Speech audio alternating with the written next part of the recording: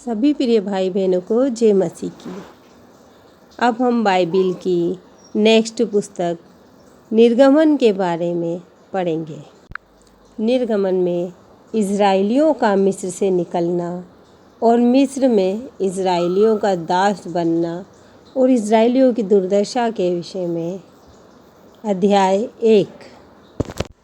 मिस्र में इज़राइलियों की दुर्दशा। इज़राइल के पुत्रों के नाम जो अपने अपने घरानों को लेकर याकूब के साथ मिस्र देश में आए ये हैं: रूबेन, सिमोन, लेवी, यहूदा, इसाकार, जुबलून, बिन्यामीन, दान, नप्ताली, गाद और आसेर। और यूसुफ तो मिस्र में पहले ही आ चुका था। याकूब के निज वंश में जो उत्पन्न हुए वे सब 70 प्राणी थे। यूसुफ और उसके सब भाई और उस पीढ़ी के सब लोग मर मिटे, परंतु इज़राइल की संतान फूलने फलने लगी और वे लोग अत्यंत सामर्थी बनते चले गए और इतना अधिक बढ़ गए कि सारा देश उनसे भर गया।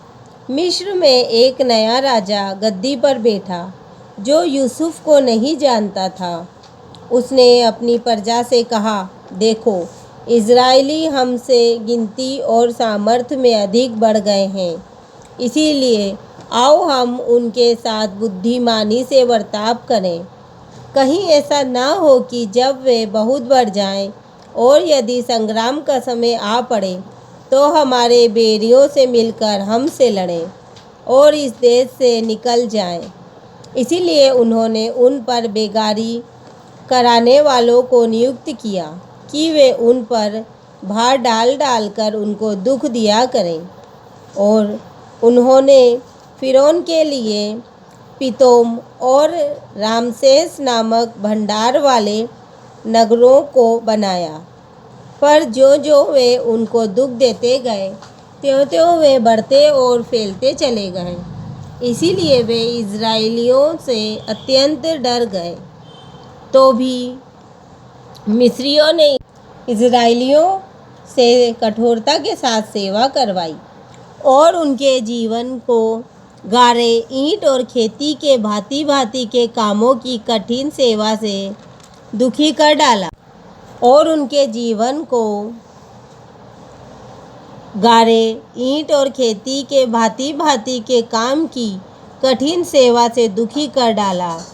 जिस किसी काम में वे उनसे सेवा करवाते थे उसमें वे कठोरता का व्यवहार करते थे।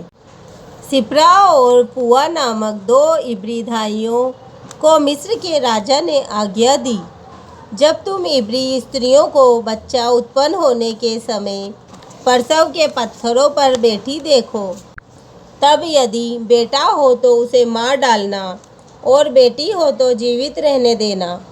परंतु वे धाइयाँ परमेश्वर का भय मानती थी, इसीलिए मिस्र के राजा की आज्ञा ना मानकर लड़कों को भी जीवित छोड़ देती थी।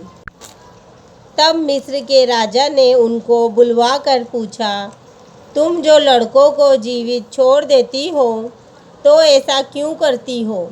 धाइयों ने फ़िरौन को उत्तर दिया, इब्री स्त्रियाँ मिस्री स्त्रियों के समान नहीं हैं। वे ऐसी फुर्तीली हैं कि धाइयों के पहुँचने से पहले ही उनको बच्चा उत्पन्न हो जाता है। इसीलिए परमेश्वर ने धाइयों के साथ भलाई की और वे लोग बढ़कर बहुत सामर्थी हो गए। इसीलिए कि धाइयाँ परमेश्वर का भय मानती थी, उसने उनके घर बसाए। तब फ़िरौन ने अपनी सारी प्रजा के लोगों को आज्ञा दी, इब्रियों के जितने बेटे उत्पन्न हो उन सबों को तुम नील नदी में डाल देना और सब बेटियों को जीवित रहने देना।